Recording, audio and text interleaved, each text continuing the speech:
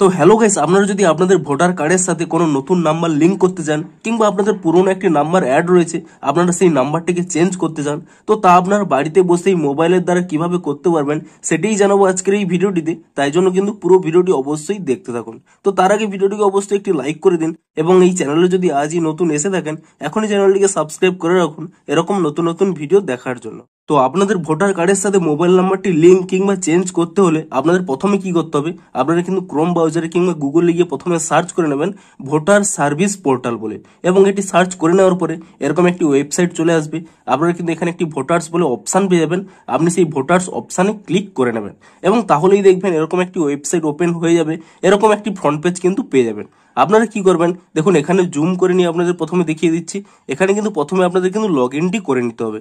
দেখুন এখানে কিন্তু লগ ইন অপশান রয়েছে, আপনি এখানে লগ ইন অপশানে ক্লিক করে নেবেন এবং তারপরে দেখুন এখানে কিন্তু আপনাদের মোবাইল নাম্বার কিংবা ইমেল আইডি কিংবা এপিক নম্বর অর্থাৎ আপনাদের যে ভোটার আইডি নম্বর রয়েছে তা কিন্তু এখানে টাইপ করে দেবেন।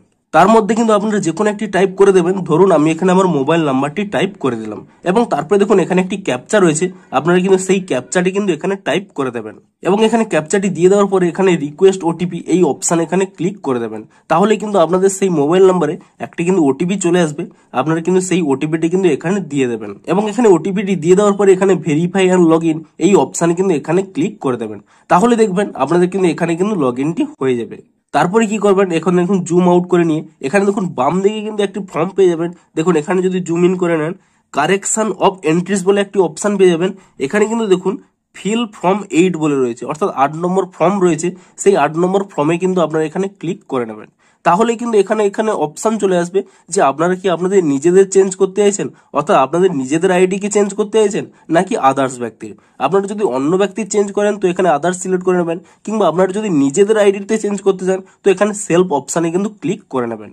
তারপর দেখুন এখানে কিন্তু আপনাদের এপিক নাম্বার চাইছে, অর্থাৎ আপনাদের যে ভোটার আইডি নাম্বারটি রয়েছে তা কিন্তু এখানে দিয়ে দেবেন।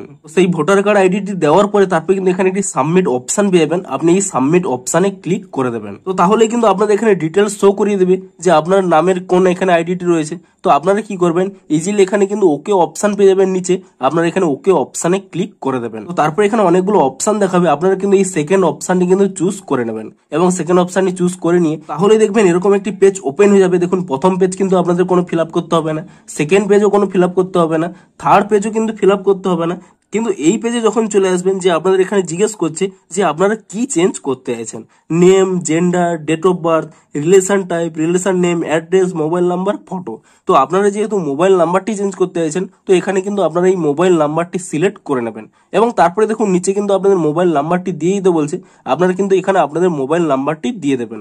তো এখানে মোবাইল নাম্বারটি দিয়ে দেওয়ার পর এখানে একটি নেক্সট অপশন পেয়ে আপনি সেই নেক্সট অপশানে ক্লিক করে নেবেন এবং তাহলে কিন্তু এখানে প্লেস দিতে বলছে, আপনারা কোন স্থান থেকে এই কারেকশনটি করছেন সেই প্লেসটি কিন্তু এখানে আপনারা টাইপ করে দেবেন এবং তারপর এখানে একটি নেক্সট অপশন রয়েছে, আপনি সেই নেক্সট অপশানে ক্লিক করে দেবেন। তাহলে কিন্তু এরকম একটি পেজে চলে আসবেন। তারপরে কিন্তু এখানে একটি ক্যাপচা রয়েছে, আপনারা কিন্তু সেই ক্যাপচাটি এখানে ফিল আপ করে দেবেন এবং তাহলেই কিন্তু এখানে একটি ওটিপি সেন্ড করার অপশন থাকবে, আপনি সেই সেন্ড ওটিপি অপশানে কিন্তু ক্লিক করে নেবেন।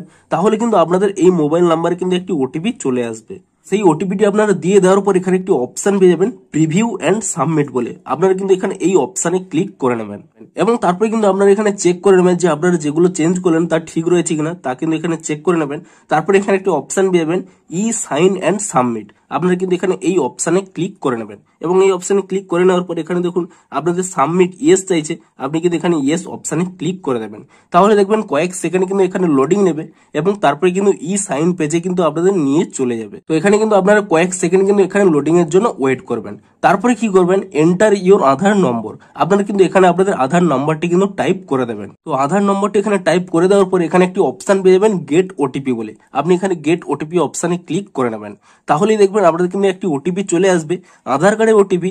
আপনার এই আধার কার্ডটি যে নাম্বারের সাথে লিঙ্ক রয়েছে সেই নাম্বারে কিন্তু একটি ওটিপি চলে আসবে, আপনারা কিন্তু সেই ওটিপিটি কিন্তু এখানে টাইপ করে দেবেন।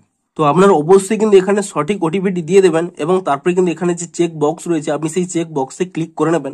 তারপর নিচের দিকে স্ক্রল করে নিলে এখানে একটি সাবমিট অপশান পেয়ে যাবেন, আপনি সেই সাবমিট অপশানে ক্লিক করে দেবেন। তো তাহলে দেখবেন কয়েক সেকেন্ড কিন্তু এখানে লোডিং নেবে এবং কয়েক সেকেন্ড লোডিং নেওয়ার পরেই এরকম একটি নতুন পেজে চলে আসবেন। এখানে কিন্তু আপনাদের স্পষ্টই জানিয়ে দিয়েছে যে আপনাদের যে রেফারেন্স নম্বরটি রয়েছে, দেখুন জুম করে দেখিয়ে দিচ্ছি, আপনাদের কিন্তু এখানে একটি রেফারেন্স নম্বর দিয়ে দেবে। আপনারা কিন্তু সেই রেফারেন্স নম্বরটি কিন্তু এখানে কপি করে নেবেন এবং তারপরে কিন্তু এখানে আপনারা ওকে অপশানে ক্লিক করে নেবেন এবং আপনাদের যে এই চেঞ্জটি ঠিকঠাক হয়েছে কিনা, আপনাদের মোবাইল নাম্বারটি চেঞ্জ হয়েছে কিনা, তার জন্য কি করবেন, তা আপনারা কিভাবে চেক করবেন, দেখুন ডান দিকে দেখুন একটি অপশান রয়েছে এপিক ডাউনলোড বলে। আপনারা কিন্তু এখানে এই অপশানে ক্লিক করে নেবেন এবং এই অপশানে ক্লিক করে নেওয়ার পরে এখানে একটি অপশান পেয়ে যাবেন ট্র্যাক অ্যাপ্লিকেশন স্ট্যাটাস। আপনি কিন্তু এই অপশানে এখানে ক্লিক করে নিয়ে আপনাদের যে রেফারেন্স নম্বরটি আপনারা কপি করেছিলেন সেই রেফারেন্স নম্বরটি কিন্তু এখানে আপনারা পেস্ট করে দেবেন। তো তারপর এখানে আপনাদের সাবমিট অপশান রয়েছে, আপনি সেই সাবমিট অপশানে ক্লিক করে দেবেন এবং তাহলেই কিন্তু আপনারা এখানে দেখতে পেয়ে যাবেন যে আপনারা যে ফর্মটি ফিল আপ করেছেন তার স্ট্যাটাসটি এখানে কি রয়েছে। দেখুন আমার কিন্তু এখানে স্পষ্টই দেখিয়ে দিচ্ছে রোল আপডেটেড, অর্থাৎ আমার কিন্তু মোবাইল নাম্বারটি কিন্তু এখানে আপডেট হয়ে গেছে। তো এভাবেই কিন্তু আপনারা আপনাদের ভোটার কার্ডের সাথে আপনাদের মোবাইল নাম্বারটি কিন্তু লিঙ্ক কিংবা চেঞ্জ করতে পারবেন। তো ভিডিওটি যদি একটু হেল্পফুল বলে মনে হয় অবশ্যই একটি লাইক করে দিন। দেখা হচ্ছে আরো কোনো ইন্টারেস্টিং ভিডিওর সাথে। Thanks for watching.